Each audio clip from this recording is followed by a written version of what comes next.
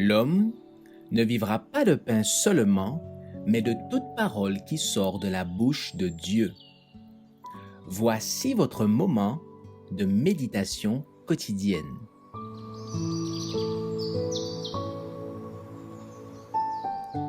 Maranatha. Le 18 juillet, les miracles sataniques. Car il s'élèvera de faux Christ et de faux prophètes. Ils feront de grands prodiges et des miracles, au point de séduire, s'il était possible, même les élus. Matthieu 24, verset 24. L'ennemi se prépare à séduire le monde entier par son pouvoir d'opérer des prodiges.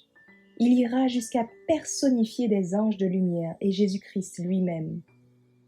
Aussi loin que son pouvoir s'étend, il accomplira d'authentiques miracles. L'Écriture dit « Et elle séduisait les habitants de la terre par les prodiges qui lui étaient donnés d'opérer. » Apocalypse 13, verset 14.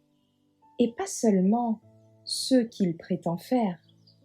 Dans ce passage, il s'agit plus que de simples impostures, mais il y a une limite que Satan ne peut dépasser.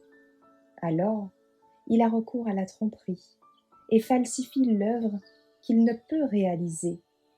Dans les derniers jours, il se présentera de telle manière qu'il fera croire aux hommes qu'il est le Christ venu pour la seconde fois dans le monde.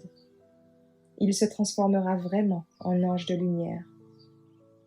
Nous sommes à la veille de la tentation qui va venir sur le monde entier pour éprouver les habitants de la terre. Apocalypse 3, verset 10. Tous ceux dont la foi ne repose pas fermement sur la parole de Dieu seront séduits et succomberont. Pour dominer les hommes, Satan a recours à toutes les séductions de l'iniquité, qui deviendront de plus en plus puissantes. Mais il ne peut atteindre son but que si les personnes qu'il cherche à séduire se soumettent volontairement à ces tentations.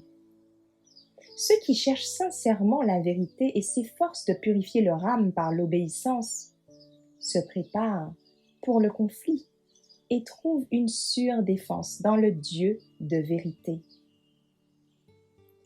Parce que tu as gardé la parole de la persévérance en moi, je te garderai aussi, dit le Seigneur.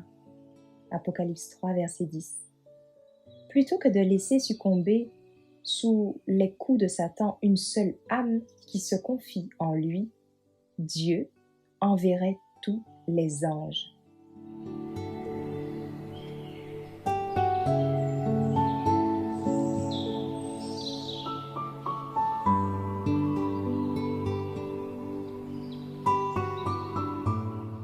Merci d'avoir écouté cette présentation.